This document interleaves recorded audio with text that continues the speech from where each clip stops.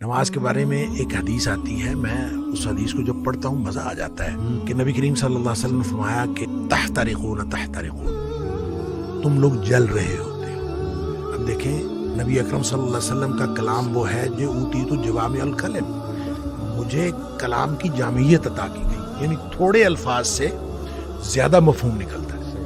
وہ اللہ کے نبی دہرا رہے ہیں تحترقون تحترقون، تم جل رہے ہو، تم جل رہے ہو، گویا گناہوں کی بھٹی میں جل رہے ہو۔ حتی اذا صلیتم الفجر، یہاں تک کہ تم فجر کی نماز پڑھ لیتے ہو، غسلتھا، وہ اس کو دھو ڈالتے ہیں۔ ثم تحترقون تحترقون، پھر تم نکلتے ہو تو پھر وہی دنیا ہے، وہی گناہ ہیں، وہی آنکھیں، وہی سماعتیں، کہاں کہاں تم پھر رہے ہو اور گناہ ہو رہے ہیں۔ شکر ہے آگے ظہر کی نماز کا وقت آ جاتا ہے۔ حتی اذا صلیتم الظہر غسلتھا، تم ظہر کی نماز پڑھتے ہو، اس کو دھو ڈالتے۔ یہاں اسی طرح نبی پاک صلی اللہ علیہ وسلم نے پانچوں نمازوں کا ذکر کیا۔ ثم تحترقون تحترقون، پھر تم گناہوں کی بھٹی میں جل رہے ہوتے ہو، آگے نماز آ جاتی ہے، غسلتھا، اس کو دھو ڈالتے۔ لیکن جب عشاء کی نماز کی بات کی نا تو آپ نے فرمایا کہ حتی اذا صلیتم العشاء غسلتھا، وہ اس کو دھو ڈالتی ہے۔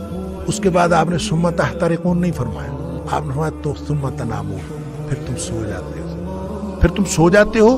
فرمایا پھر کچھ نہیں لکھا جاتا، یعنی پھر گویا وہ جو گناہ ہو رہے تھے وہ گناہ ختم ہو گئے۔